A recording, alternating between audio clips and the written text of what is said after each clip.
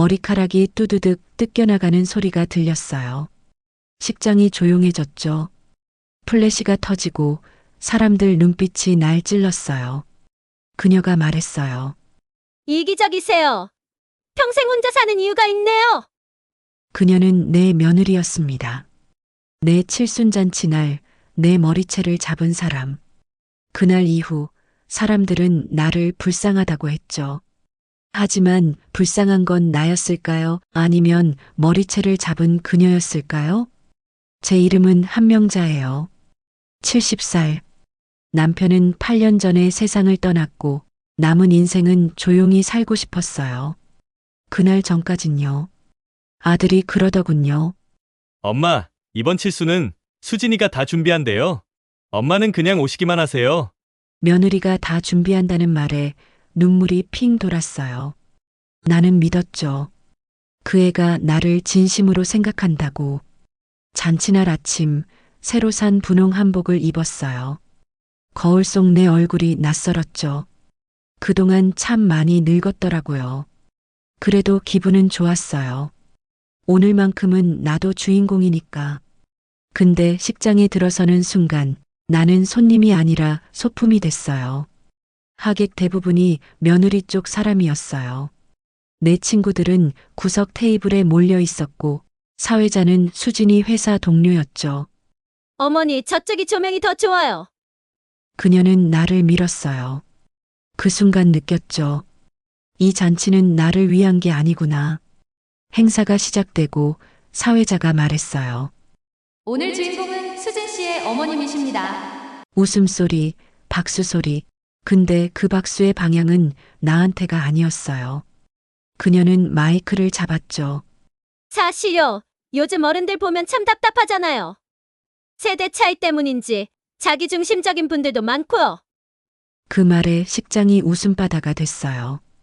근데 나는 웃을 수가 없었어요. 그녀는 내 얼굴을 보며 웃었거든요. 그때 알았어요. 그녀는 내 며느리가 아니라 내 심판관이었어요. 잔치가 끝나갈 무렵 나는 조용히 나가려 했어요. 그냥 사람들 눈에 띄기 싫었어요. 근데 그녀가 내 팔을 잡았어요. 어머니, 왜 분위기 망치세요? 그 손을 뿌리쳤죠. 그녀가 소리쳤어요. 평생 그렇게 사니까 혼자 남는 거예요. 그리고 내 머리채를 잡았습니다. 순간 정적. 플랫이 터지고 사람들이 웅성거렸어요. 나는 아무 말도 못했어요. 그냥 고개를 숙였어요. 그게 내가 할 수 있는 마지막 체면이었어요. 그날 이후 나는 집에서 아무 말도 안 했어요. 입을 덮고 울었죠. 근데 이상하게 눈물이 아니라 분노가 났어요. 아들이 찾아왔어요. 엄마, 수진이도 실수한 거예요. 그냥 잊어요. 그 한마디가 나를 더 무너뜨렸어요. 잊으라고요? 내 머리채를 잡은 여자를. 그날 나는 깨달았어요. 평생 참아서 얻은 건 평화가 아니라 무시였다는 걸. 그래서 결심했죠. 이제는 나를 지켜야겠다. 그날의 셔터 소리, 기억나죠? 그게 내 무기가 될 줄은 몰랐어요. 사람들은 나를 불쌍하다고 했지만 나는 그날 이후 달라졌어요. 내가 다시 일어서는 이야기, 지금부터 시작이에요. 사람들은 웃고 있었어요. 잔치니까요. 웃음은 축하의 표정이어야 하는데 그날의 웃음은 칼날 같았어요. 끝이 반짝였고 닿는 곳마다 살점이 베었어요. 내 칠순이었어요. 내 이름으로 부르는 날이어야 했죠. 그런데 현수막엔 내 이름이 없었어요. 수진이의 어머님 칠순잔치. 그 문장이 나를 밀어냈어요. 나는 수진이의 꼬리표가 되었고 내 생일은 누군가의 무대 장치가 되었죠. 며칠 전 아들이 말했어요. 엄마, 이번 잔치는 수진이가 다 준비한대요. 엄마는 그냥 예쁘게 오세요. 그 말을 믿었어요. 정말 고마웠어요. 내가 받은 친절이 함정이 될 줄은 그때는 몰랐어요. 아침에 거울을 보며 말했어요. 명자야, 오늘은 내가 주인공이다. 내 목소리는 작았지만 오랜 세월을 건너온 사람의 목소리였어요. 분홍빛 치마, 하얀 저고리, 단정한 비녀. 내 과거와 현재와 내일이 한 벌의 옷처럼 어깨 위에 걸렸죠. 식장 문을 밀자 공기가 달라졌어요. 향수 냄새, 꽃 냄새, 와인 냄새, 그리고 카메라 냄새. 렌즈가 나를 훑고 지나갔지만 초점은 다른 데 있었어요. 모든 시선은 그녀를 따라 움직였고 나는 그 시선의 여백이 되었죠. 내 친구들은 구석에 앉아 있었어요. 작은 테이블, 작은 목소리, 작은 웃음. 나는 손을 흔들었어요. 그들도 흔들었어요. 하지만 축하해라는 입모양 속에는 괜찮니라는 물음이 숨어 있었어요.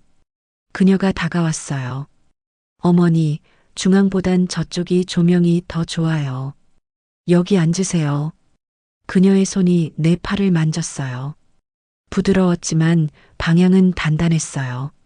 나는 밀렸고 자리는 정해졌고 빛은 내게 오지 않았어요. 음식이 나왔어요. 반짝이는 접시, 반질거리는 소스, 낯선 단내. 젓가락을 들었다가 내려놨어요. 입맛이 없었어요. 골똘히 생각했어요. 나는 왜 오늘 단내가 싫을까? 아마도 누군가의 달콤함에 내가 씹혀 들어갈 것 같아서였겠죠. 그녀가 미소 지었어요. 어머니, 요즘엔 이런 스타일이 유행이에요. 너무 전통적인 건 이제 촌스럽죠. 그 말이 가볍게 웃는 얼굴에서 튀어나와 내 이마를 톡 치고 사라졌어요. 촌스럽다는 단어는 내 세월 전체에 손가락질을 했어요. 나는 고개를 끄덕였어요. 그래, 요즘은 그렇다지. 그 한마디가 내 체면이었고 동시에 내 스스로를 배반하는 변명이었어요. 사회자가 말했어요. 오늘의 주인공은 수진 씨의 어머님이십니다. 박수가 터졌어요. 그런데 박수의 리듬이 그녀의 미소와 보조를 맞췄어요. 내 이름이 없는 주인공, 내 얼굴이 없는 중심. 나는 그 순간 이해했어요. 오늘은 나의 날이 아니라 그녀의 장치라는 걸. 그녀가 무대 위에 섰어요. 마이크가 그녀의 손에서 가늘게 흔들렸지만 목소리는 수학처럼 단단했어요.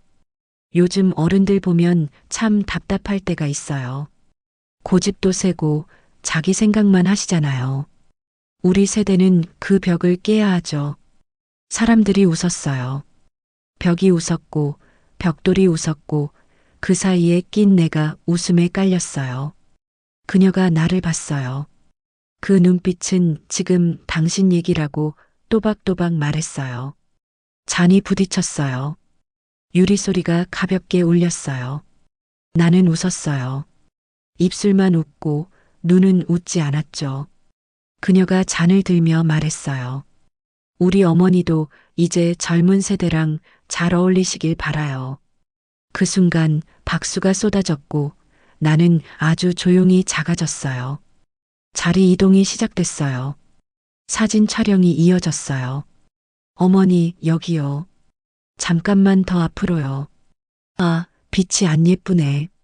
저쪽으로요. 나는 움직였어요. 하지만 어디로 가도 내 자리는 그림자였어요. 프레임이 닫히면 내 얼굴은 반쯤 잘렸고 프레임이 열리면 내 표정은 더 멀어졌어요. 촛불 순서가 왔어요. 사회자가 말했죠. 이제 어머님께서 촛불을 끄십니다. 나는 일어났어요. 그녀가 앞을 막았어요. 요즘은 어른들이 직접 안 하세요. 제가 대신 할게요. 그녀는 촛불을 껐어요. 연기가 얇게 올라갔어요. 내 손은 허공에 남았어요. 나는 본능적으로 손을 내렸고 그 장면은 아무데도 기록되지 않았어요. 하객들이 떠나며 말했어요. 며느리 센스 대단해요. 요즘 어른들 저렇게 오픈 마인드 드문데 어머님 멋지시다. 그들의 칭찬은 칼집 없는 칼이었고 나는 피 한 방울 없이 베었어요. 누군가 낮게 말했어요. 그래도 며느리 복은 있네. 그 말이 길게 따라붙었어요. 복이라는 말은 때때로 족쇄라는 걸 그날 심장으로 배웠어요. 내 친구가 물었어요. 명자야, 괜찮니? 나는 말했다고 믿었어요. 괜찮아. 하지만 그 말은 내 목구멍에서 부서졌고 부서진 조각이 가슴에 박혔어요. 아들이 웃으며 말했어요. 엄마, 수진이가 정말 고생했어요. 엄마 덕에 더 빛났대요. 그 말에서 엄마는 주어가 아니었어요. 내 존재는 수식어였고 내 생일은 막막 뒤편의 흐림이었죠. 나는 대답했어요. 그래, 수고했지. 그게 내 마지막 예의였어요. 택시 창밖으로 불빛이 흘렀어요. 길이 길어졌고 숨이 짧아졌어요. 한복 치마자락이 자꾸 발에 밟혔어요. 나는 생각했어요. 왜 오늘은 옷이 이렇게 무거울까? 아마도 오늘은 내가 옷이 아니라 입은 세월이 더 무거워서였겠죠.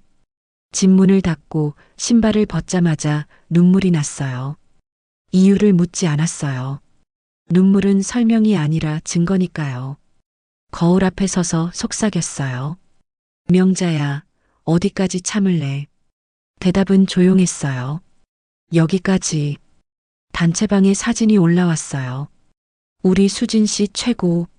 시어머니 너무 곱다. 가족이 영화 같아요. 사진 속에서 나는 잘렸어요.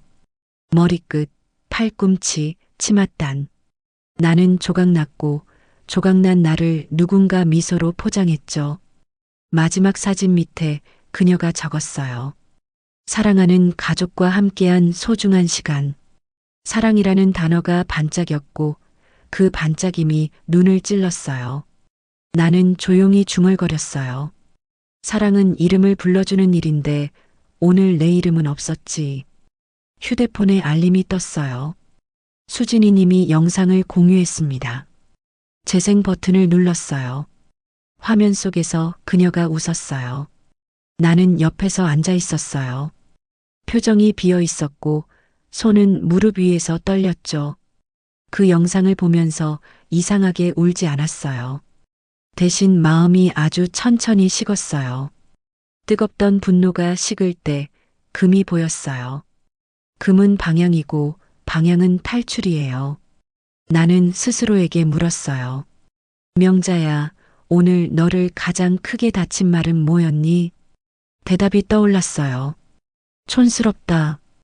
그 한 단어가 내 역사를 깎았어요. 나는 다시 물었어요. 그럼 너를 가장 깊게 베인 행동은 뭐였니? 대답이 또렷했어요. 내 이름을 지운 일. 이름이 지워지면 사람은 배경이 돼요. 배경은 침묵으로 남고 침묵은 쉽게 오해돼요. 그녀의 웃음은 나를 침묵으로 밀어넣었고 사람들은 그 침묵을 동의로 착각했죠. 그 착각을 깰 방법은 단 하나예요. 내가 나를 다시 불러주는 일. 나는 속삭였어요. 명자야, 내 이름은 누구 거니? 대답했어요. 내 거야. 그 간단한 대답이 그날 밤 제일 어렵더군요. 아침이 되자 단체방에 또 영상이 올라왔어요. 짧은 리캡, 빠른 편집, 경쾌한 음악. 화면에 자막이 떴어요. 센스 만점 며느리의 효도 잔치. 댓글이 이어졌어요. 요즘 이런 며느리 없다. 시어머니가 복이 많다. 나는 그 문장을 오래 봤어요. 복이라는 단어가 왜 이렇게 무겁나? 복은 얹어주는 게 아니라 빼앗을 때 더 크게 부풀려지는구나. 정오쯤 내 친구에게 전화가 왔어요. 명자야, 어제 너 괜찮았지? 나는 말했어요. 괜찮아. 친구가 조심스럽게 덧붙였어요. 소문이 좀 돌더라. 내가 잔치에서 계속 구석에 있었다고. 나는 짧게 웃었어요. 구석이 아니라 정해진 자리였지. 그 말이 나왔을 때 내 머릿속 어딘가에서 스위치가 켜졌어요. 자리, 자리, 자리. 존중은 말보다 자리로 드러나고 사랑은 포옹보다 자리로 증명되는구나. 저녁에 아들이 들렀어요. 엄마, 어제 진짜 좋았죠? 사람들이 엄마 품격 얘기 많이 하더라. 나는 물었어요. 내 이름 몇 번 불렸니? 아들이 잠깐 멈췄어요. 엄마, 중요한 건 분위기죠. 요즘은 형식이 달라요. 나는 고개를 끄덕였어요. 그래, 형식이 달라졌구나. 근데 존중도 달라져야 하니. 아들이 말했어요. 엄마, 수진이 노력 인정해줘요. 나는 짧게 대답했어요. 노력은 인정하마. 다만 나는 지워지지 않겠다. 밤이 깊어질수록 영상의 프레임이 머릿속에서 확대됐어요. 왼쪽 상단의 시간, 오른쪽 하단의 말풍선, 가운데의 표정. 나는 멈춤 화면을 오래 봤어요. 정지된 웃음 속에서 내 무표정이 더 크게 보였죠. 무표정은 체념이 아니었어요. 무표정은 결심 직전의 고요였어요. 나는 속으로 날짜를 적었어요. 칠순 다음 날, 명자 결심. 소리 내진 않았어요. 결심은 조용해야 오래 가니까요. 그녀에게 메시지가 왔어요. 어머니, 어제 행복하셨어요? 다들 어머니 예쁘시다고 하셨어요. 나는 대답을 지웠다 썼다 지웠다 했어요. 결국 이렇게 보냈어요. 수진아, 다음엔 내 이름이 먼저였으면 좋겠다. 그녀가 곧바로 답했어요. 어머니, 요즘은 그런 거 신경 안 써요. 다 가족이죠. 나는 중얼거렸어요. 가족이면 더 이름을 불러야지. 하루 이틀이 지나자 사진이 더 올라왔어요. 세련된 필터, 깔끔한 자막, 밝은 음악. 거기서도 나는 잘렸어요. 나는 이 세련됨이 무엇을 가리고 있는지 알겠더군요. 가리는데 능숙한 매끈함, 숨기는데 편리한 친절함. 나는 종이에 두 줄 적었어요. 나는 배경이 아니다. 나는 이름을 되찾는다. 그리고 세 번째 줄을 적었어요. 내가 나를 먼저 불러준다. 그날 저녁 복지관 친구가 말했어요. 명자야, 영상 조심해. 요즘 다 찍혀. 나는 짧게 대답했어요. 그게 나쁘진 않구나. 친구가 놀라 물었죠. 왜? 나는 속삭였어요.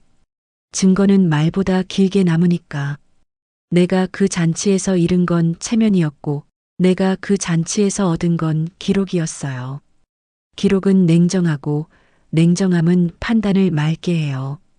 그녀의 웃음은 뜨거웠고, 뜨거움은 금을 숨겼죠.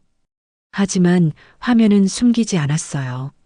내가 어떻게 밀렸는지, 어디에 앉았는지, 언제 이름이 지워졌는지. 나는 내 안의 목소리를 크게 했어요. 명자야, 내 이름을 내가 불러라. 내 자리를 내가 정해라. 내 존엄을 내가 지켜라. 그 목소리는 내 나이보다 젊었고 내 상처보다 단단했어요. 그 목소리가 첫걸음이었어요. 그리고 나는 아주 천천히, 아주 또렷하게 결심했어요. 이제부터 나는 배경이 아니다. 이제부터 나는 잘리지 않는다. 이제부터 나는 나를 증명한다. 이제부터 나는 나를 지킨다. 그날의 잔치는 나를 위한 자리가 아니었어요. 맞아요. 하지만 이상하죠. 그 자리는 결국 내가 나로 돌아오는 문턱이 되었어요. 웃음이 날 베었고 배인 자리에서 새살이 돋기 시작했어요. 이름이 지워졌고 지워진 자리에서 더 진한 잉크가 스며들기 시작했죠. 나는 알았어요. 참음은 미덕일 수 있어요. 하지만 참음으로 이름이 지워지면 그건 미덕이 아니라 실종이에요. 나는 실종을 끝내려 해요. 그리고 곧 시작될 장면에서 누군가가 실수할 거예요. 그 실수는 순간이고 그 순간은 영원해질 거예요. 우리는 그걸 증거라고 부르죠. 이제 알겠어요. 그 잔치는 나를 위한 자리가 아니었지만 내 인생을 돌리는 스위치는 바로 거기 있었어요. 나는 어제로 돌아가지 않아요. 내일로 간다고요. 내일의 나는 배경이 아니에요. 내일의 나는 이름으로 서 있을 거예요. 그리고 누군가의 손이 내 머리카락을 잡아 흔드는 그 순간 세상은 보게 될 거예요. 누가 진짜 어른인지. 집은 조용했어요. 잔치 다음 날 아침 창문으로 들어온 햇빛이 어쩐지 낯설었어요. 햇빛은 따뜻했는데 방 안은 싸늘했죠.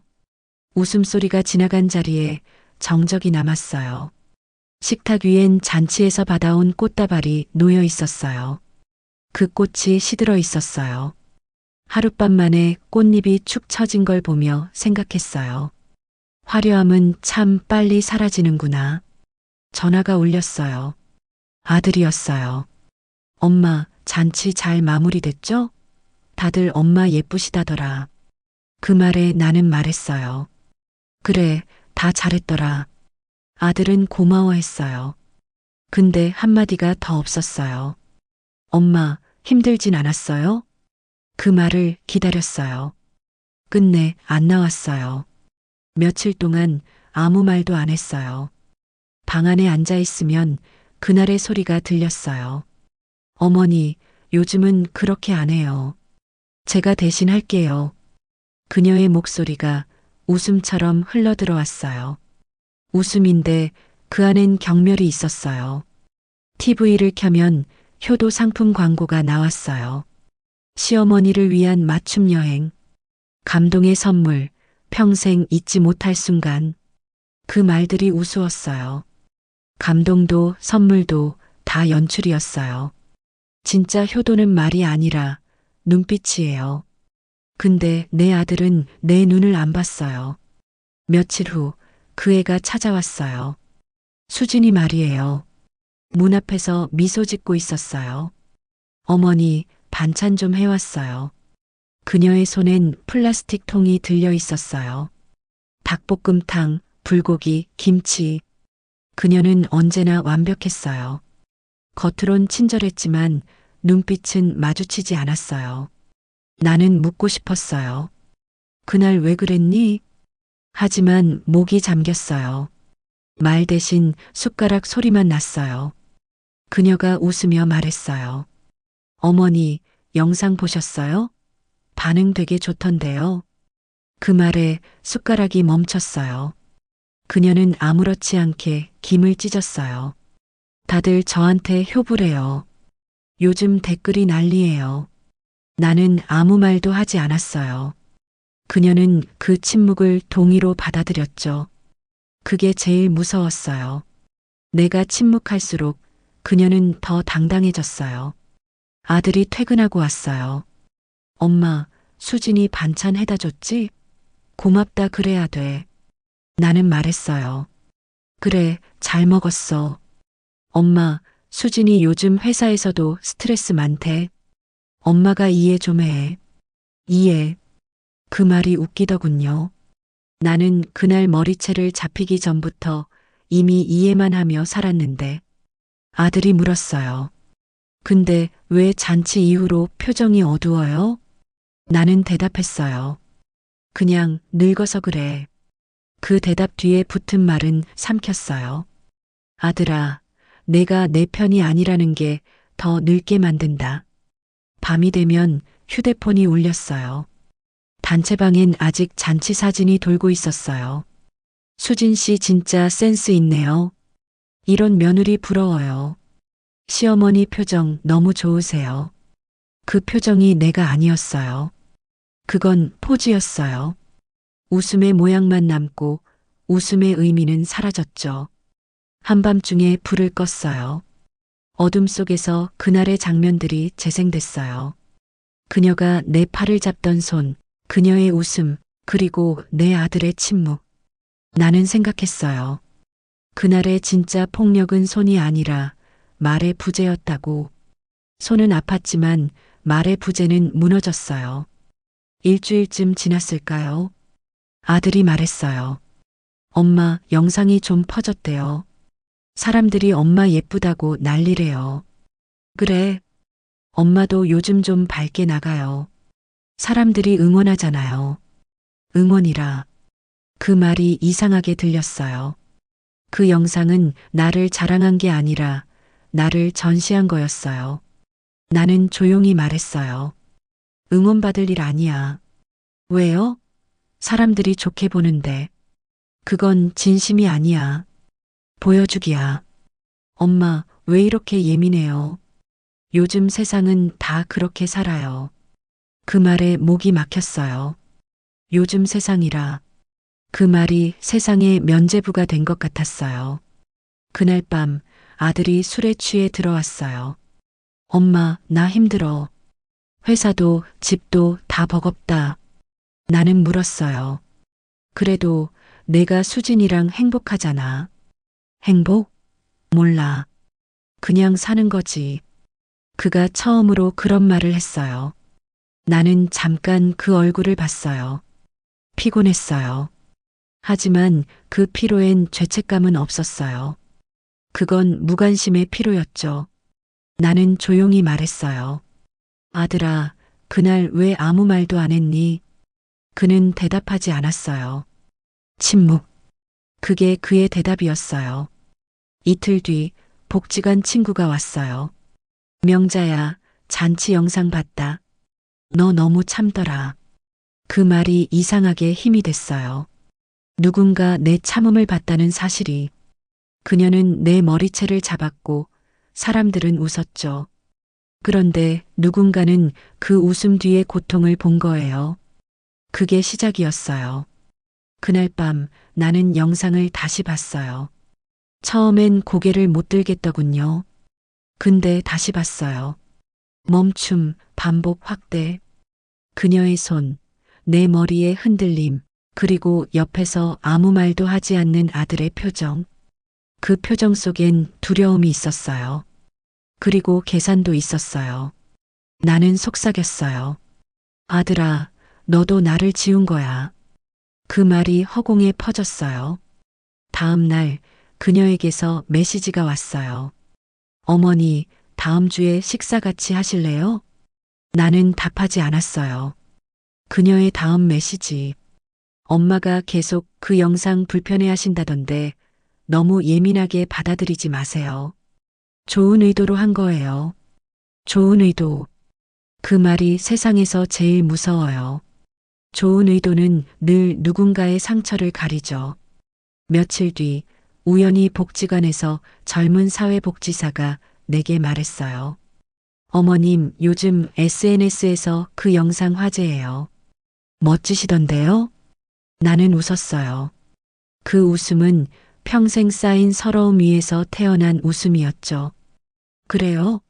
그 영상이 내 인생을 바꿨을지도 모르겠네요.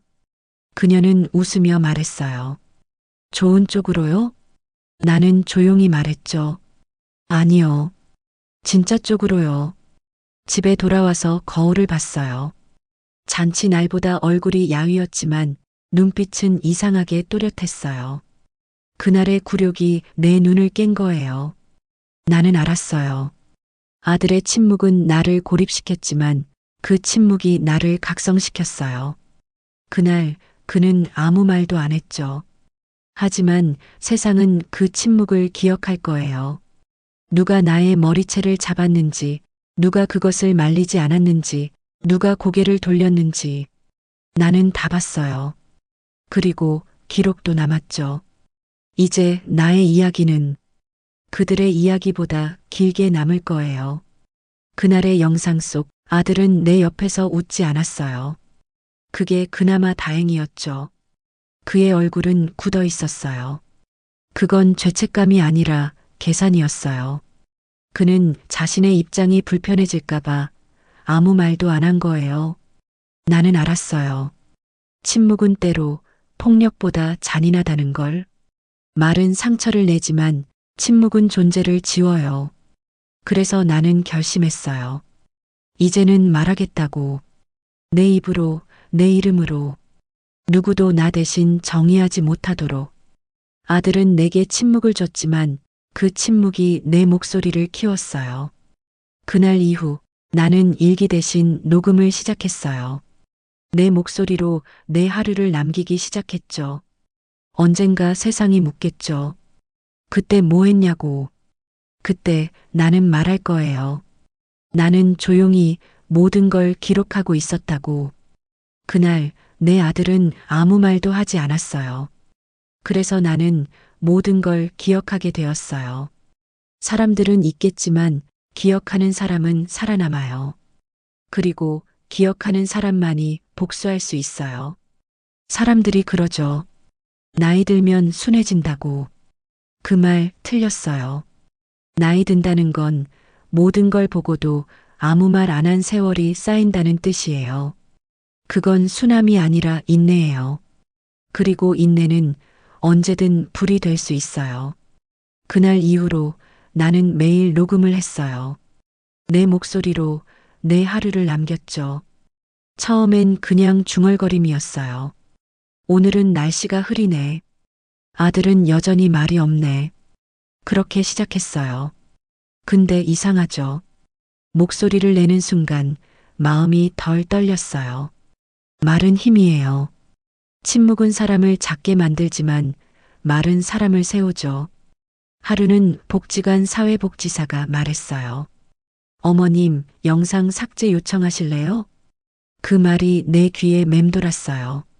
삭제, 지워지는 게 그렇게 쉬운가요? 나는 조용히 말했어요. 아니요. 지우지 마세요. 그건 내 이야기예요. 그녀가 놀라 물었어요. 어머님, 상처받으셨잖아요. 그래요. 상처는 받았죠. 하지만 그게 내 증거예요. 그날 집에 돌아오며 생각했어요. 그래. 상처도 내 일부야.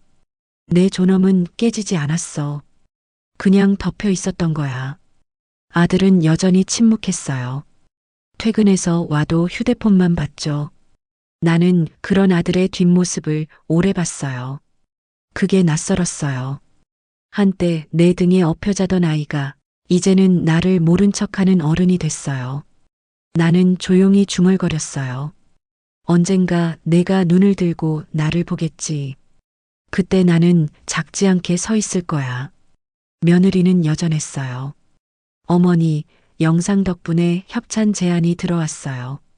요즘 시어머니 마이너스 며느리 콘텐츠가 인기래요. 그녀는 웃으며 말했어요. 그 말이 너무 낯설었어요. 내 수치가 내 콘텐츠가 되었구나. 그 말을 속으로 삼켰어요. 대신 이렇게 말했죠. 그래, 수진아. 사람들은 화려한 가면을 좋아하지. 그녀는 내 말의 뜻을 몰랐어요. 그녀는 항상 단어의 표면만 읽었죠. 나는 그날 밤 노트 한 권을 꺼냈어요. 첫 장에 이렇게 썼어요. 나를 잊지 않기 위한 기록. 존엄은 타인의 인정보다 나의 인식으로 세워진다. 그리고 그 밑에 적었어요. 언젠가 나의 이야기를 내가 직접 하겠다.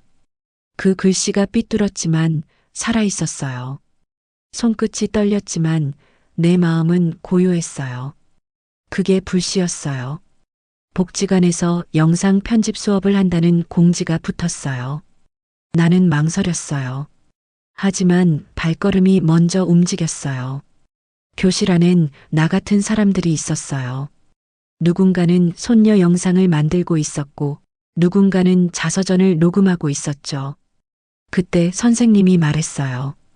여러분, 세상은 기록하는 자의 것이다. 그 말이 내 가슴을 쳤어요. 맞아요. 기록은 권력이에요. 그날 나는 처음으로 편집을 배웠어요. 손끝으로 영상을 자르고 붙였어요. 화면 속에서 내가 앉아있던 그 구석을 확대했죠. 거기엔 내 표정이 있었어요. 멍하니 웃는 듯하지만 눈빛은 살아있었어요. 나는 그걸 멈추지 않고 계속 돌려봤어요.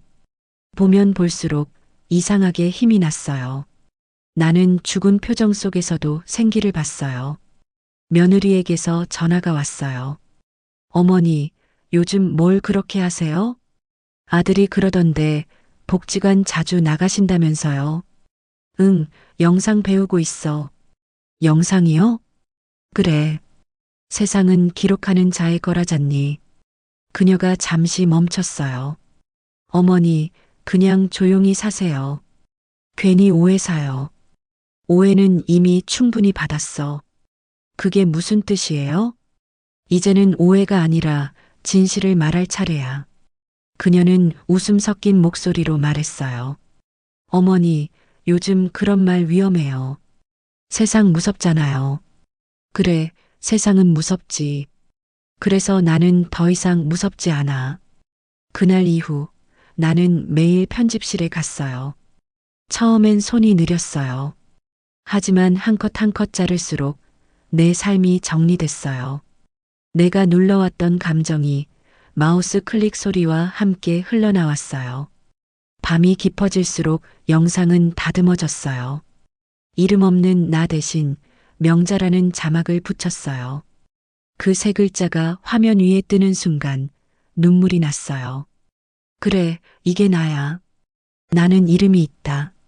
며느리가 다시 전화를 했어요. 어머니, 혹시 그날 영상 편집하신다는 게 그 영상이에요? 그래. 그건 좀 가족 문제잖아요. 가족이니까 더 기록해야지. 그럼 아들은 뭐가 돼요? 아들은 스스로 대답하겠지. 언젠가는. 그녀는 말이 없었어요. 그 침묵 속에서 나는 묘한 평화를 느꼈어요. 이제 나는 두렵지 않았어요. 며칠 뒤 복지관 선생님이 내게 물었어요. 어머님, 이 영상 세상에 올리실 거예요? 나는 웃었어요. 아직은 아니에요. 불은 바로 피우면 연기만 나죠. 난 아직 불씨예요. 조금만 더 타야 해요.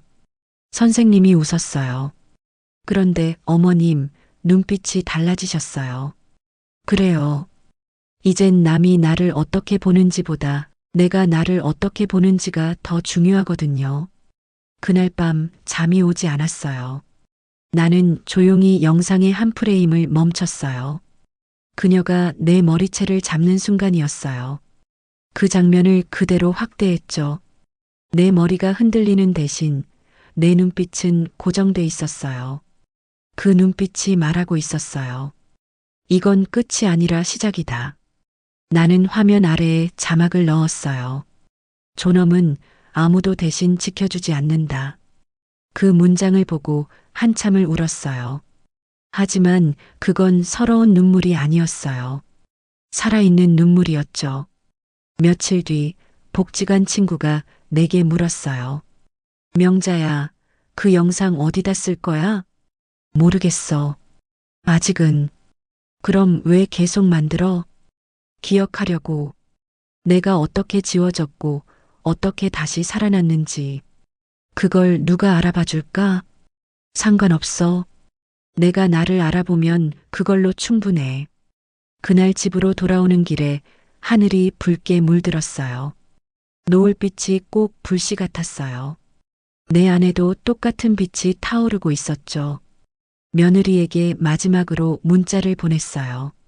수진아, 내가 준비한 잔치 덕분에 내가 많이 배웠다. 배웠어요? 뭐를요? 존엄은 남이 주는 게 아니라 내가 세우는 거란 걸. 어머니, 그 말 무서워요. 그럼 잘 기억해. 무서움이란 변화의 전조니까. 그녀는 답하지 않았어요. 그게 좋았어요. 이제 그녀의 침묵이 내게 두려움이 아니라 자유가 됐어요. 사람들은 말해요. 나이 들면 불이 꺼진다고. 아니요. 진짜 불은 나이 들수록 깊이 타요. 나는 이제 조용히 타오르기로 했어요. 그 불은 아무도 못 끄죠. 그날 이후 내 이름은 다시 세 글자예요. 한명자. 이름이 돌아오자 세상이 다르게 보였어요. 누군가 내게 물었어요. 이제 뭐 하실 거예요? 나는 웃으며 말했어요. 다음 장면을 찍을 거예요. 그날 새벽 노트북 불빛이 방 안을 비췄어요. 나는 화면 앞에서 마지막 편집을 마쳤어요. 세상에서 제일 조용한 밤이었죠. 하지만 내 안은 들끓었어요. 화면 속에는 잔치의 한 장면이 멈춰 있었어요. 그녀가 내 머리채를 잡는 순간 그 주변 사람들의 웃음, 그 웃음의 그림자까지 다 담겨 있었죠. 그날의 나는 아무 말도 하지 않았어요. 하지만 이번에는 내 영상이 대신 말할 거예요. 업로드 버튼을 누르는데 손끝이 떨렸어요. 이건 복수가 아니야. 증언이야. 내가 스스로에게 그렇게 말했어요. 손끝이 떨려도 클릭은 명확했어요. 화면에 떴어요. 영상이 게시되었습니다. 잠깐 정적이 흘렀어요. 아무 소리도 없는데 세상이 움직이는 소리가 들렸어요. 그날 오전 휴대폰이 울렸어요. 명자 어머님 영상 봤어요? 그거 진짜 실화예요? 어머니, 이거 큰일 아니에요? 복지관 친구들이, 이웃들이, 심지어 낯선 번호까지 나를 불렀어요. 댓글이 올라오기 시작했어요. 이건 그냥 효도 콘텐츠 아니잖아요. 진짜 시어머니가 이렇게 당했다고? 저 며느리 너무 무례하다. 이 어머니 대단하시다. 용기 있다. 수백 개, 수천 개의 댓글. 세상은 생각보다 빠르게 달아올랐어요. 아들이 퇴근하자마자 전화가 왔어요. 엄마, 지금 뭐 하신 거예요? 왜? 수진이가 울고 있어요. 회사 난리 났어요. 이거 왜 올렸어요? 사실이잖아. 그건 그렇지만 가족끼리 이러면 안 되죠. 가족이면 더 진실해야지. 엄마, 제발 좀 내려요. 이건 폭로잖아요. 그래, 폭로야. 근데 나는 평생 나 자신에게 폭로 못하고 살았어. 엄마, 이제 나도 한 번쯤 내 편이 돼보려고. 그는 말을 잃었어요. 그 침묵이 더 이상 무섭지 않았어요. 며느리에게서 메시지가 왔어요. 어머니, 왜 이러세요? 회사에서 저한테 질문이 쏟아져요. 사실을 말해. 이건 제 이미지가 걸린 문제예요. 그래. 나도 평생 내 이미지 지키려다 내 존엄 잃었어. 이건 복수예요? 아니, 복구야. 복구요? 내 존엄의 복구. 그녀는 답하지 않았어요. 그녀는 처음으로 조용해졌어요. 그 침묵은 나를 조롱하던 침묵이 아니라 두려움의 침묵이었죠. 영상을 본 사람들은 나를 명자 어머니라고 불렀어요. 이름 앞에 어머니가 붙었지만 그건 더 이상 며느리의 꼬리표가 아니었어요. 그건 존경이었죠. 댓글 중 하나가 눈에 들어왔어요. 이 어머니 말투가 너무 담담해서 더 울컥한다. 참는 게 미덕이 아니라는 걸 배웠어요. 그 문장을 읽는데 손이 떨렸어요. 이제는 분노가 아니라 감동이었어요. TV에서 뉴스가 나왔어요. 최근 온라인에서 한 영상이 화제가 되고 있습니다. 한 어머니의 칠순잔치 영상이 논란이 되고 있는데요. 기자들이 찾아왔어요. 직접 인터뷰 가능하실까요? 나는 웃었어요. 괜찮아요. 나는 카메라가 무섭지 않아요. 왜요? 이젠 내 시선으로 세상을 찍으니까요. 며느리의 회사는 술렁였어요. 직장 내 이미지 관리 실패, 가족 갈등이 콘텐츠로. 그녀는 나를 원망했겠죠. 하지만 이상하죠. 그녀가 잃은 건 체면이었고 내가 되찾은 건 나였어요. 복지관 친구들이 내게 말했어요. 명자야, 너 진짜 멋지다. 그거 올릴 용기가 어딨냐? 나는 웃었어요. 두려움은 아직 있어. 근데 그보다 큰 건 후회하기 싫은 마음이야. 어느 날 젊은 여자가 편지를 보냈어요. 어머님, 저도 며느리예요. 그 영상 보고 울었어요. 저도 어머니께 잘해야겠다는 생각이 들었어요. 그 문장을 읽는데 오래 걸렸어요. 내 이야기가 누군가의 마음을 움직였다는 게 믿기지 않았어요. 며느리가 찾아왔어요. 그녀는 예전보다 야위었어요. 어머니, 이제 그 영상 내려주세요. 왜? 저 이제 다 잃었어요. 그럼 이제 알겠네. 무엇을 잃으면 진심이 보이는지. 저 사과드릴게요. 사과는 카메라 앞에서 하는 게 어때? 네. 진심이라면 세상 앞에서 해. 그럼 나도 내릴게. 그녀는 아무 말도 못했어요. 그녀는 그제야 알았을 거예요. 내가 얼마나 무시당했는지, 얼마나 단단해졌는지. 아들이 왔어요. 엄마, 수진이 많이 힘들어해요. 그래. 나도 그랬어. 근데 아무도 내 힘듦을 물어보지 않았지. 엄마, 이제 그만해요. 그래, 나도 이제 그만하려고. 근데 그 전에 세상이 알아야지. 존엄은 나이로 사라지지 않는다는 걸. 그는 조용히 울었어요. 그 눈물을 보며 이상하게 마음이 평온했어요. 이제야 내 아들이 사람으로 보였어요. 그날 밤 영상 조회수가 100만을 넘었어요.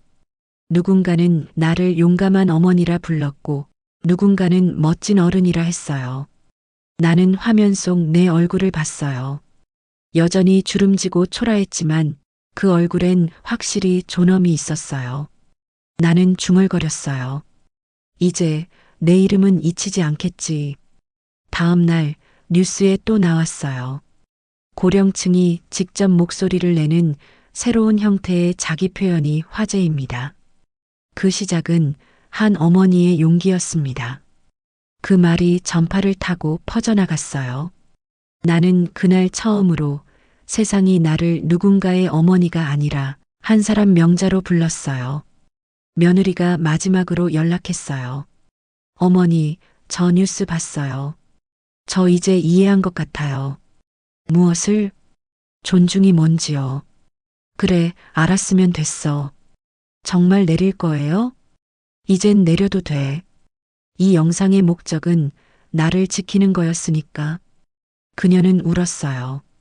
나는 웃었어요. 그 웃음은 용서였어요. 하지만 잊음은 아니었어요. 사람들은 내게 물었어요.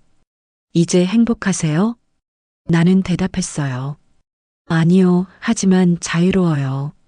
그게 행복보다 더 큰 말이었어요. 이제 나는 알았어요.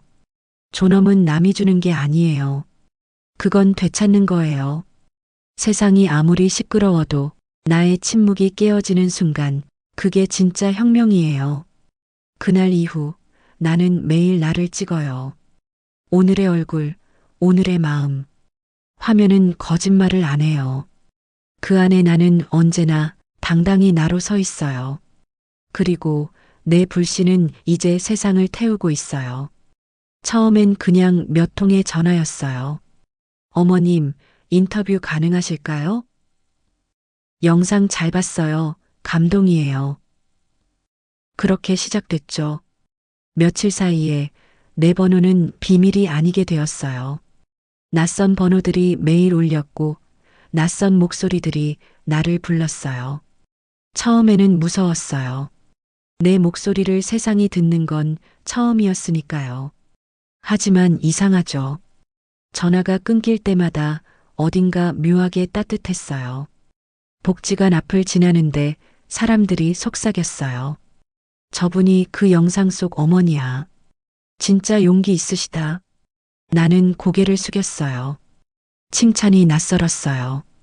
평생 참았다는 이유로 칭찬받았던 내가 이제는 말했다는 이유로 칭찬받고 있었어요. 그게 묘하게 어색하면서도 좋았어요. 내 침묵이 누군가의 용기가 되었다니. 복지관에서 강의 요청이 왔어요. 명자 어머님, 어르신 인권 주제로 말씀 한번 해주실 수 있을까요? 제가요? 네, 요즘 젊은 사람들도 그 영상 보고 많이 배웠어요. 그 말이 믿기지 않았어요. 내가 배움의 대상이 아니라 누군가의 스승이 되었다니. 나는 밤새 대본을 썼어요. 손이 떨렸지만 글씨는 또렷했어요. 존엄은 나이가 아니라 태도다. 사람은 누구나 자기 목소리를 가져야 한다. 그 두 줄을 적고 나니 눈물이 났어요. 그래, 내가 진짜 살아있구나.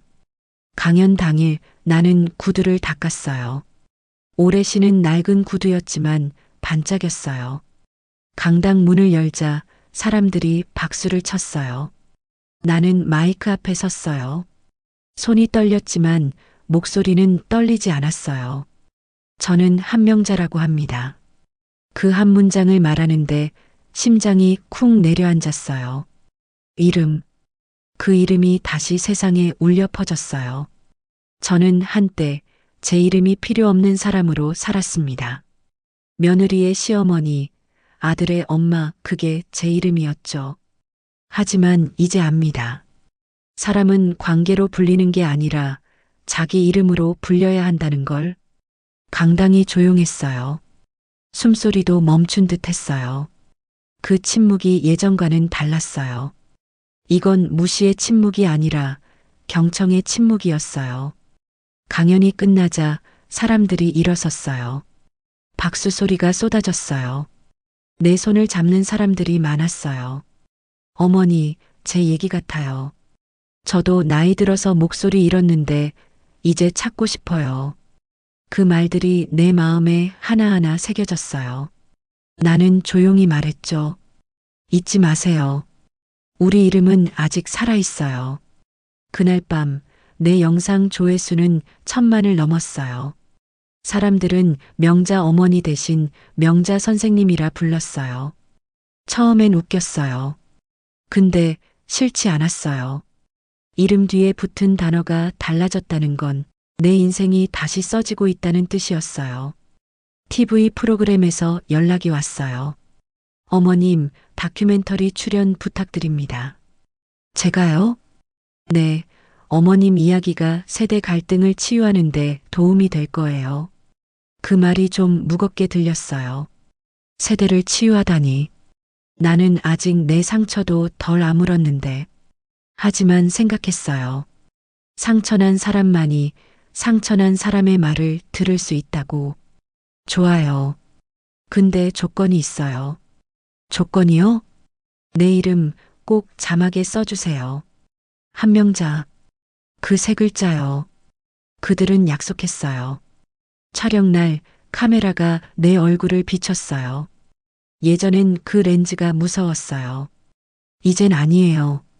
나는 그 렌즈를 똑바로 바라봤어요. 저는 한명자입니다.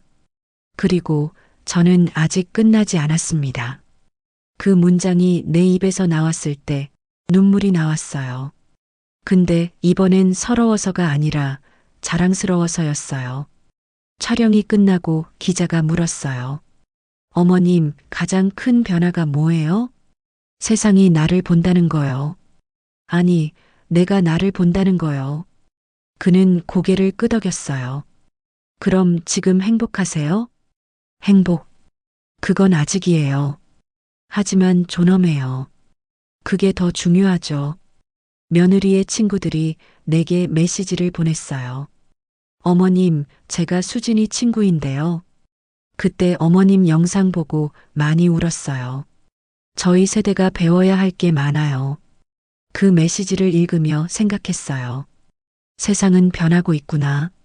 나를 웃음거리로 만들던 세대가 이제는 나를 거울로 보고 있구나. 며느리에게서 오랜만에 문자가 왔어요. 어머니, 방송 봤어요. 그래. 솔직히 처음엔 무서웠어요. 근데 이젠 이해가 돼요. 저도 언젠가 어머니 같은 나이가 되겠죠. 그럼 그땐 잊지 마라. 존중은 나이의 문제가 아니라 마음의 방향이라는 걸. 네, 어머니.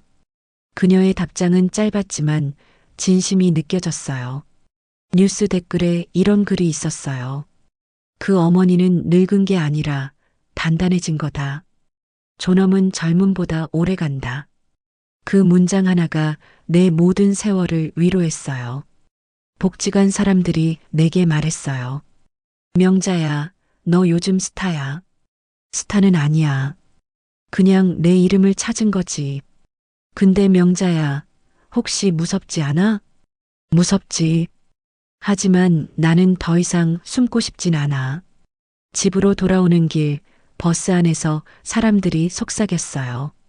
저분 영상 속 어머니 아니야? 맞아, 실제로 보니까 더 품격 있다. 나는 창밖을 봤어요. 예전엔 그런 시선이 부담스러웠는데 이젠 그 시선이 나를 일으켜 세웠어요. 밤이 되면 여전히 혼자예요. 하지만 예전의 고독과는 달라요. 이제 내 고독은 두려움이 아니라 나만의 공간이에요. 고요 속에서 내 심장이 뛰는 소리가 들렸어요. 그건 젊은 시절의 박동이 아니라 존엄의 박동이었죠. 나는 내 영상을 다시 봤어요. 그날의 나, 머리채를 잡힌 나, 그 후에 나, 말을 찾은 나, 그리고 지금의 나, 세상 앞에서 선 나. 모두 다른 얼굴이었지만 다 같은 나였어요. 나는 속삭였어요. 명자야, 잘했어. 이제 남은 건 내가 다른 사람의 불씨가 되는 거야. 세상은 늙은 여자를 다시 불렀어요. 하지만 이번엔 동정이 아니라 존중으로. 이름은 다시 살아났고 그 이름은 누군가의 용기가 됐어요. 그리고 나는 이제 압니다. 진짜 힘은 젊음이 아니라 기억이에요. 기억하는 사람은 늙지 않아요. 기억은 사람을 불멸하게 하니까. 이제 내 이름은 잊히지 않아요. 한명자. 그 세 글자가 세상을 흔들었어요. 사람들이 나를 불렀어요. 그전엔 아무도 내 이름을 몰랐는데 이제는 지나가던 사람도 명자 어머님 하고 손을 흔들었어요. 처음엔 놀랐어요. 하지만 금세 익숙해졌죠. 익숙해진다는 게 이렇게 위험한 일인지 그땐 몰랐어요. 방송국에서 연락이 왔어요. 한 어머님, 다음 주 아침 프로그램 출연 가능하실까요? 무슨 내용이죠?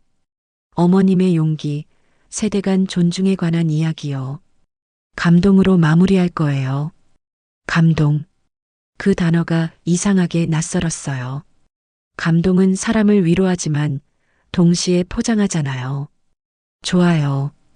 근데 편집은 진실되게 해주세요. 내 말을 자르지 말아요. 물론이죠, 어머님. 그들이 웃으며 말했지만 그 미소 안엔 익숙한 계산이 있었어요. 촬영 날 화장실 거울 앞에서 나를 봤어요. 메이크업이 얇게 발려 있었죠. 눈가에 주름이 가려졌지만 나는 일부러 손으로 문질러 지웠어요. 내 세월을 감추고 싶지 않았어요. 내 얼굴은 나의 역사니까. 준비되셨습니다. 조명이 내 얼굴을 비췄어요. 그 밝음이 따뜻해야 하는데 어쩐지 눈이 시렸어요. 어머님, 머리채 잡힌 순간 어떤 기분이셨나요? 모욕이었죠. 하지만 지금은 감사해요. 그 덕에 내가 깨어났으니까.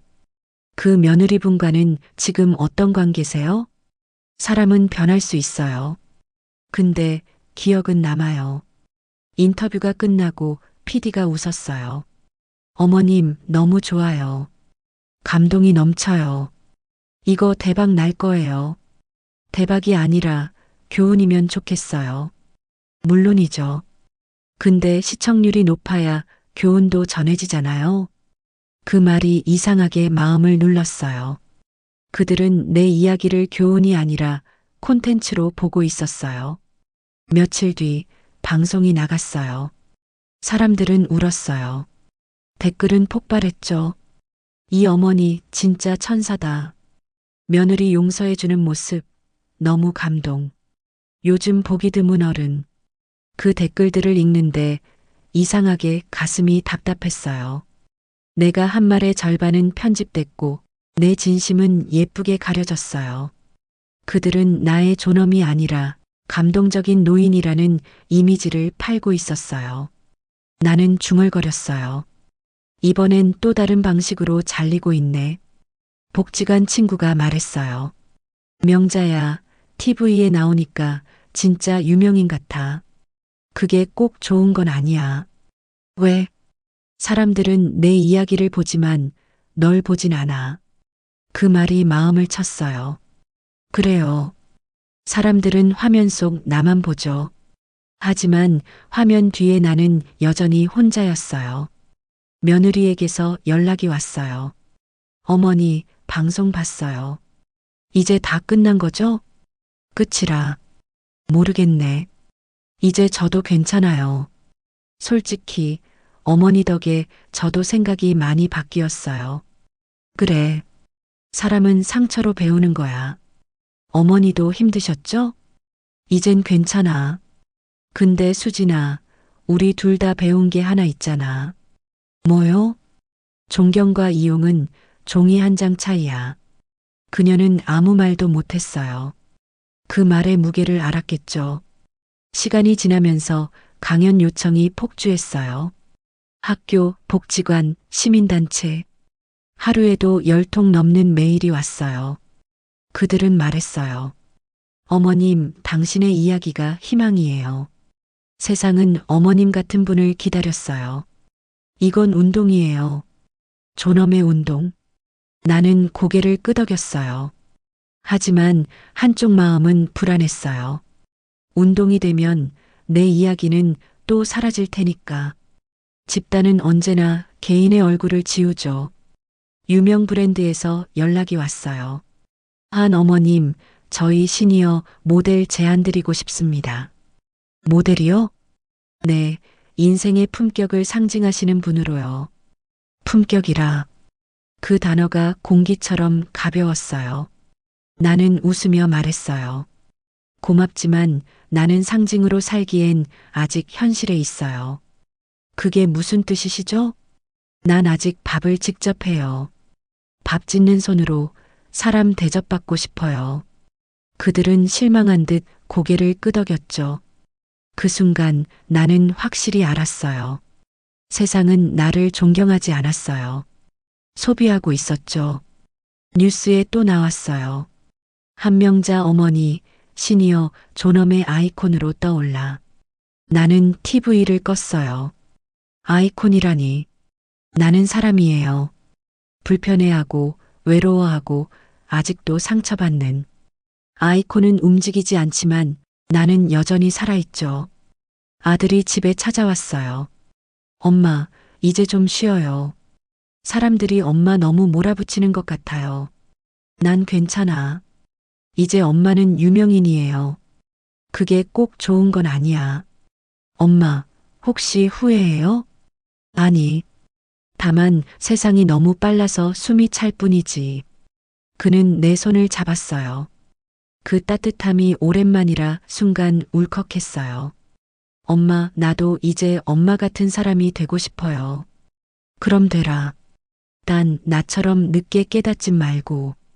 그날 밤 나는 조용히 영상 하나를 더 올렸어요. 존엄은 꾸미는 게 아니다.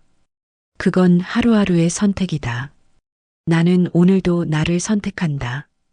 짧은 나레이션이었죠. 그 영상은 조회수가 높지 않았어요. 하지만 달린 댓글 하나가 내 마음을 잡았어요. 이 어머니, 이제는 말이 철학 같아요. 그래요. 나는 늙은 철학자가 됐어요. 그건 나쁘지 않아요. 며느리가 조용히 찾아왔어요. 어머니, 그 영상 봤어요. 이젠 저도 존엄이 뭔지 조금 알 것 같아요. 그래, 사람은 자기가 누군지 아는 순간 다른 사람을 해치지 않게 돼. 저 어머니처럼 되고 싶어요. 그럼 나처럼 울어봐야 해. 그건 싫어요. 그럼 아직 멀었네. 그녀는 웃었어요. 그 웃음이 처음으로 진심 같았어요. 그날 이후 세상이 나를 더 부르기 시작했어요. 하지만 나는 예전처럼 서두르지 않았어요. 이제는 모든 인터뷰 전에 이렇게 묻죠. 이 이야기가 누굴 위한 건가요? 저를 위한 건가요? 아니면 당신들을 위한 건가요? 그 질문에 머뭇거리는 사람들은 대부분 나를 이용하려는 사람들이었어요. 나는 알았어요. 존경도 소비되면 모욕이 돼요. 찬사도 방향을 잃으면 폭력이 돼요. 그래서 나는 이제 조용히 고르고 있어요. 누구의 손을 잡을지, 누구의 말을 믿을지. 세상이 나를 부르고 나는 세상 속으로 다시 걸어 들어갔어요. 하지만 이번엔 방향을 내가 정했어요. 그게 존엄이에요. 이제 나는 누군가의 이야기로 살지 않아요. 나는 여전히 나의 이름으로 산다. 한명자.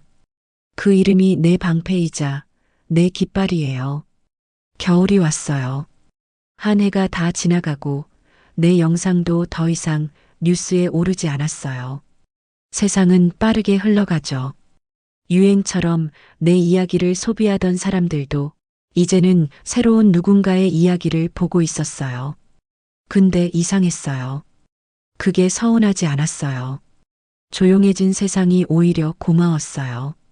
나는 다시 나의 일상으로 돌아왔어요. 아침엔 차를 끓이고 저녁엔 밥을 지어요. 그 밥 냄새가 유난히 따뜻하게 느껴졌어요. 예전엔 생존의 냄새였는데 이제는 평화의 냄새가 되었죠. 며느리 수진이가 먼저 연락했어요. 어머니, 주말에 들러도 될까요? 그래, 와라. 그녀가 왔어요. 이젠 예전에 자신감 넘치던 얼굴이 아니었어요. 수척했지만 눈빛은 단단했어요. 어머니, 요즘 회사 정리하고 쉬고 있어요. 그래, 잘했네. 이젠 좀 돌아보려고요. 제가 너무 앞만 보고 달렸던 것 같아요. 사람은 누구나 그런 시기가 있지. 어머니, 저 그날 진심으로 사과드리러 왔어요. 그날이라면? 그 잔치날이요. 제가 왜 그랬는지 모르겠어요. 사람들 앞에서 어머니를 그렇게까지. 그래, 이제 안다니 다행이야. 용서해 주세요. 그녀의 눈가가 붉어졌어요. 수진아, 용서라는 건 말로 하는 게 아니야. 그건 시간이 하는 일이야. 근데 나는 이미 다 지났어. 그날의 나는 죽었고 지금의 나는 새로 태어났거든. 그래도 죄송해요. 나도 미안해. 어머니가 왜 미안하세요? 그때 나도 나를 지키지 못했거든. 그녀는 눈을 크게 떴어요. 어머니, 진짜 강하시네요. 강한 게 아니야. 깨졌는데 다시 붙은 거야. 깨져본 사람만 알아. 붙은 자리가 더 단단하다는 걸. 그녀는 울었고 나는 웃었어요. 그 웃음은 처음으로 진짜로 서로 닮아 있었어요. 그날 저녁 아들이 왔어요. 엄마, 수진이랑 화해하셨다면서요. 그래. 엄마, 나 미안해요. 왜? 그날 아무 말도 안 해서요. 내가 막았어야 했는데. 그땐 다들 몰랐지. 사람은 자기 눈앞의 것밖에 못 봐. 엄마는 이제 괜찮아요? 응. 근데 한 가지 배웠어. 뭐요? 용서는 상대를 위한 게 아니라 나를 위한 거더라. 엄마, 이제 울지 마라. 내가 울 만큼 다 울었어. 그는 고개를 숙였어요. 나는 그의 머리를 쓰다듬었어요. 내 머리채를 잡던 손의 기억이 떠올랐지만 이번엔 그게 고통이 아니라 연민이었어요. 며칠 후 복지관에서 전시회가 열렸어요. 주제는 나의 이야기, 나의 이름. 내 영상이 조용히 틀어지고 있었어요. 이젠 그 장면을 봐도 가슴이 떨리지 않았어요. 그냥 오래된 과거의 한 조각 같았어요. 젊은 여자가 내게 다가왔어요. 어머님, 그 영상 보고 제 인생이 바뀌었어요. 저도 아버지께 상처받은 적이 있는데 이제는 이해할 수 있을 것 같아요. 그래요. 사람은 상처로 배우는 동물이래요. 이제 저도 제 이름을 지키고 싶어요. 그럼 매일 불러요. 큰 소리로 자기 이름을. 그녀는 웃었어요. 그 웃음 속에 예전의 내 젊은 얼굴이 보였어요. 그날 밤 나는 오랜만에 내 일기를 폈어요. 나는 이제 나를 용서한다. 그 한 줄만 적고 덮었어요. 그 문장이 내 인생을 정리했어요. 며칠 뒤 방송국에서 연락이 왔어요. 어머님, 마지막으로 인터뷰 한 번만 더 해주실 수 있을까요? 이제 말할 건 다 했는데요. 그래도 세상이 어머님 목소리를 듣고 싶대요. 그럼 이번엔 조용히 말할게요. 촬영 날 나는 다시 카메라 앞에 섰어요. 어머님, 이제 후회는 없으시죠? 후회야 늘 있죠. 하지만 그건 내 역사의 일부예요. 가장 힘들었던 순간은 언제였어요? 나를 미워했던 시간요. 세상보다 나 자신을 원망했던 때가 제일 아팠어요. 그럼 지금은요? 이제는 나를 안아줘요. 늙은 나를, 참았던 나를, 지워졌던 나를. 이제는 나를 용서했어요. 그 말이 나가자 조명이 부드럽게 꺼졌어요. 렌즈 뒤에 사람들이 조용히 울었어요. 방송이 끝나고 내 휴대폰에 알림이 떴어요. 명자 어머님, 오늘 방송 보고 눈물 났어요. 저도 저를 용서할게요. 그 메시지를 읽는 순간 내 마음 어딘가에 조용한 불빛이 켜졌어요. 그건 화려한 불꽃이 아니라 묵직하게 오래 타는 등불이었어요. 며느리가 마지막으로 말했어요. 어머니, 저 이제 임신했어요. 그래, 축하한다. 아이한테 할머니 얘기 많이 해줄게요. 내 얘기를 왜 해? 그 아이가 자라서 사람을 존중할 줄 알았으면 해서요. 그럼 꼭 말해줘. 존엄은 태어나는 게 아니라 배우는 거라고. 네, 어머니. 그녀가 돌아서며 울었어요. 나는 웃었어요. 그건 진짜 용서의 장면이었어요. 봄이 왔어요. 복지관 마당에 매화가 피었어요. 꽃잎이 바람에 흩날렸어요. 나는 속삭였어요. 이제 괜찮다. 예전엔 세상에 증명하려고 살았어요. 이제는 증명하지 않아도 돼요. 내 이름은 이미 나를 증명하니까. 한명자. 그 세 글자는 더 이상 상처의 이름이 아니에요. 그건 생존의 이름이에요. 사람들이 가끔 묻죠. 어머님, 이제 어떤 꿈이 있으세요? 나는 웃어요. 이제 꿈은 없어요. 대신 평화가 있어요.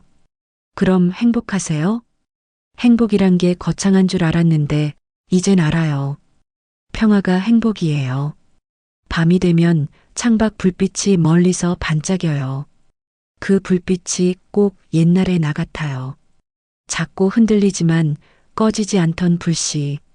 그 불씨가 이제 세상을 밝혀요. 나는 이제 말할 수 있어요. 나를 괴롭혔던 사람도, 나를 지워버렸던 세상도 이제 다 용서한다. 그리고 나 자신도. 그 말이 공기 중에 흩어졌어요. 하지만 사라지지 않았어요. 그건 내 인생의 마지막 문장이 되었어요. 끝은 용서였어요. 그 대상이 나였다는 걸 너무 늦게 알았지만 다행이에요. 이제 나는 진짜로 자유예요. 그리고 그 자유는 나 혼자서 얻은 게 아니에요. 나를 미워했던 사람, 나를 사랑하지 않았던 시간, 그 모든 게 나를 여기에 데려다 놓았어요. 그래서 나는 이제 미워하지 않아요. 다만 살아있어요. 내 마지막 영상의 제목은 이거였어요. 나를 용서하는 법. 내가 나를 이해하는 순간 세상은 날 해칠 수 없다. 짧은 문장이었지만 그게 내가 남긴 모든 말이었어요. 댓글엔 이런 글이 달렸어요. 어머니, 저도 제 이름으로 살아볼게요. 명자 어머님, 저희 엄마가 당신 같아요. 당신의 이야기는 우리 모두의 이야기예요. 그 글들을 읽으며 나는 웃었어요. 진짜로 처음부터 끝까지 웃었어요. 이제 나의 이야기는 끝났어요. 하지만 내 이름은 끝나지 않아요. 누군가의 입에서 또 다른 명자가 태어나겠죠. 그게 인생이에요. 그리고 나는 이제 압니다. 나이 들어도 인생의 주인공은 나 자신이라는 걸.